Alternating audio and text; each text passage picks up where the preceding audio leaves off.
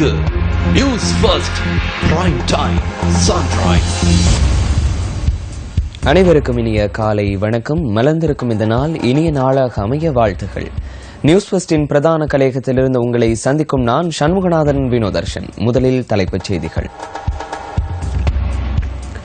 கடற்கொந்தளிப்பு காரணமாக மீனவர்கள் கடலுக்கு செல்வதை தவிர்க்குமாறு வளிமண்டலவியல் திணைக்களம் தெரிவிப்பு. சீரற்ற வானிலையால் வடக்கு கிழக்கில் மக்களின் இயல்பு வாழ்க்கை பாதிப்பு. பரீட்சை நடைபெறவுள்ள நிலையங்களில் விசேட டெங்கு ஒழிப்பு திட்டத்தை முன்னெடுக்க நடவடிக்கை. உத்தரப்பிரதேசத்தில் ரயில் தடம் புரண்டு விபத்துக்குள்ளானதில் உயிரிழந்தோரின் எண்ணிக்கை 121 உயர்வு.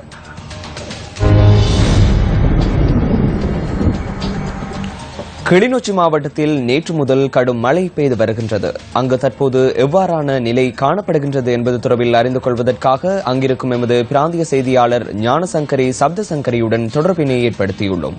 வணக்கம் சப்தசங்கரி. வணக்கம் வினோதர்சன். கிளிநொச்சி மாவட்டத்திலே நேற்று பிற்பகல் முதல் பலத்த மழை பெய்திருந்தது. குறிப்பாக கிளிநொச்சி மாவட்டத்தில் உருத்திரபுரம், ஆனந்தபுரம் கிழக்கு மற்றும் பொன்னகர் பகுதியிலே கடும் வெள்ளம் காணப்பட்டமையினால் மக்களுடைய இயல்பு வாழ்க்கை பாதிக்கப்பட்டிருந்த அதே வேளையில் பொன்னகரை அண்மித்த முல்லைத்தீவு மாவட்டத்தினுடைய எல்லை கிராமங்களான முருகண்டி, வசந்தநகர், செல்வபுரம் ஆகிய கிராமங்கள் கூட வெள்ளத்தினால் அதிக அளவிலே பாதிக்கப்பட்டிருந்தது.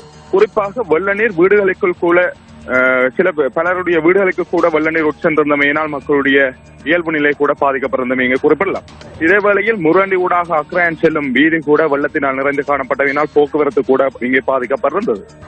இன்று முதல் 3ஆம் தவணைக்கான பரீட்சைகள் கிளிநொச்சி மாவட்டத்திலே ஆரம்பிக்க இருப்பதனால் மாணவர்களுடைய போக்குவரத்து கூட பாதிக்கப்படலாம் என எதிர்கூறப்படும். அதே வேளையிலே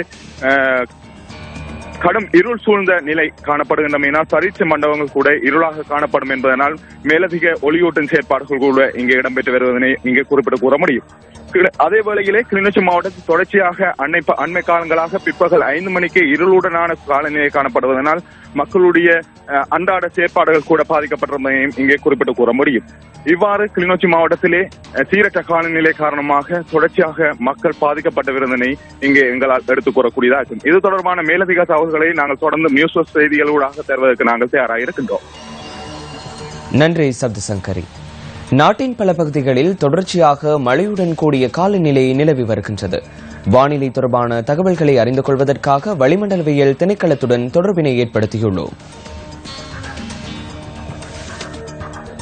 இலங்கைக்கு தென்கிழக்கே வங்காள விரிகுடாவில் வளிமண்டல இடையூறானது தொடர்ந்தும் நிலை கொண்டுள்ளதனால் மத்திய, சப்ரகமுக, மேல், தென், ஊவா, வடக்கு மற்றும் கிழக்கு மாகாணங்களில் வானம் முகில் சரிந்து காணப்படுவதுடன் மழையுடன் கூடிய வானிலையும் அதிகரித்து காணப்படும். வடக்கு, கிழக்கு, தென், மேல் மற்றும் ஊவா மாகாணங்களில் அடிக்கடி மழை அல்லது இடியுடன் கூடிய மழை பெய்யக்கூடும். நாட்டின் ஏனைய பிரதேசங்களில் பிற்பகல் 2 மணிக்கு பின்னர் மழை அல்லது இடியுடன் கூடிய மழை பெய்யக்கூடும். இம்மாகாணங்களின் சில இடங்களில் சுமார் 75 மில்லிமீட்டரிலும் கூடிய ஓரளவு பலத்த மழை பெய்யக்கூடும்.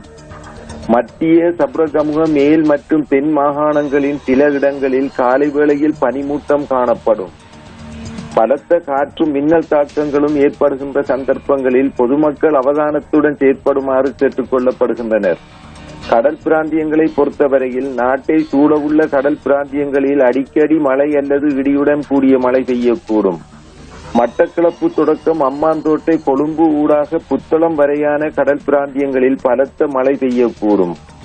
காற்று மணித்தியாலத்துக்கு 20 முதல் 40 கிலோமீட்டர் வேகத்தில் வடகிழக்கு திசையில் இருந்து வீசும். கொழும்பு தொடக்கம் புத்தளம், மன்னார் ஊடாக காங்கேசன்துறை வரையான கடல் பிராந்தியங்களில் அடிக்கடி காற்றின் வேகமானது மணித்தியாலத்துக்கு 50 கிலோமீட்டரிலும் அதிகரித்த வேகத்தில் வீசுவதுடன் குறிப்பிட்ட கடல் பிரதேசங்கள் சற்று கொந்தளிப்பாகவும் காணப்படும்.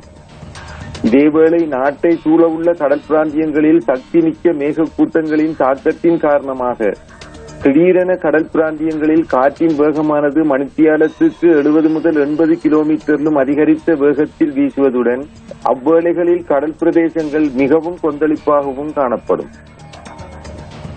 சீரற்ற வானிலையால் மட்டக்களப்பில் எவ்வாறான நிலை காணப்படுகின்றது என்பது தொடர்பில் அறிந்து கொள்வதற்காக அங்கிருக்கும் எமது பிராந்திய செய்தியாளர் குகராசு சுபோஜனோடு தொடர்பினை ஏற்படுத்தியுள்ளோம். வணக்கம் சுபோஜன்.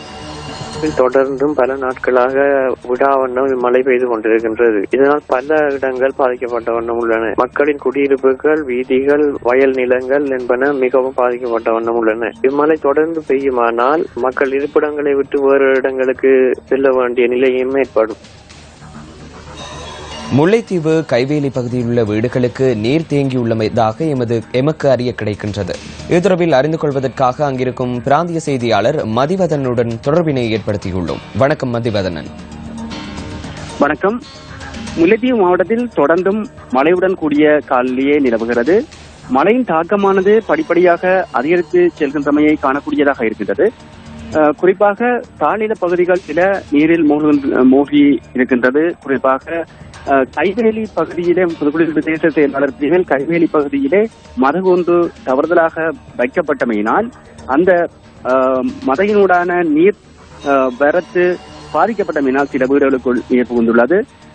மற்றும் முள்ளியவளை பிரதேசத்திலே பெருவீதி பகுதியினூடாக நீர் பாய்வதனால் அந்த வீதியை கடந்து செல்கின்ற மக்கள் பாதிக்கப்பட்டுள்ளார்கள்.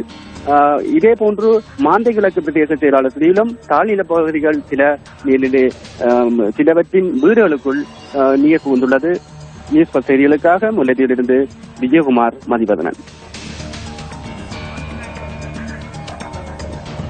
கல்வி பொது தராதர சாதாரண தர பரீட்சை நடைபெறவுள்ள நிலையங்களில் விசேட டெங்கு ஒழிப்பு திட்டத்தை முன்னெடுப்பதற்கு தேசிய டெங்கு ஒழிப்பு பிரிவு நடவடிக்கை எடுத்துள்ளது.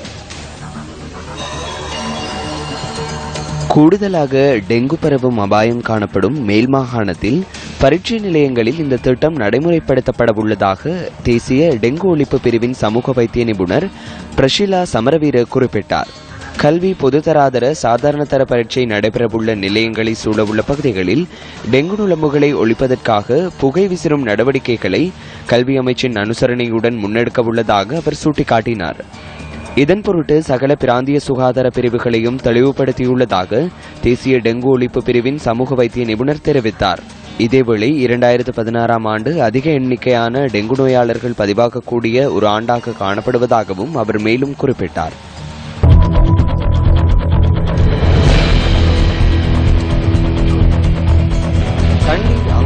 பகுதியில் ஒருவர் சுட்டுக் கொலை செய்யப்பட்ட சம்பவத்தில் பயன்படுத்தப்பட்ட T-56 ரக துப்பாக்கி கைப்பற்றப்பட்டுள்ளது.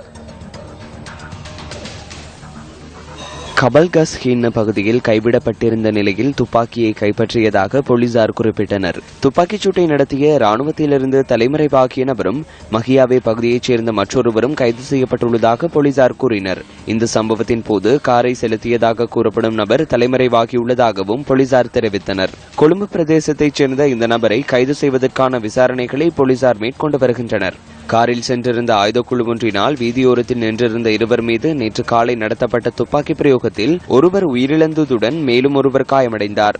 பெப்லிகொல்ல பகுதியைச் சேர்ந்த 23 வயதான இளைஞன் ஒருவரே துப்பாக்கி பிரயோகத்தில் உயிரிழந்தார். இந்த சம்பவம் தொடர்பான பிரேத பரிசோதனை இன்று முன்னெடுக்கப்பட உள்ளது. சம்பவத்தில் காயமடைந்த 21 வயதான இளைஞன் பேராதனை வைத்தியசாலையில் சிகிச்சை பெற்று வருகின்றார்.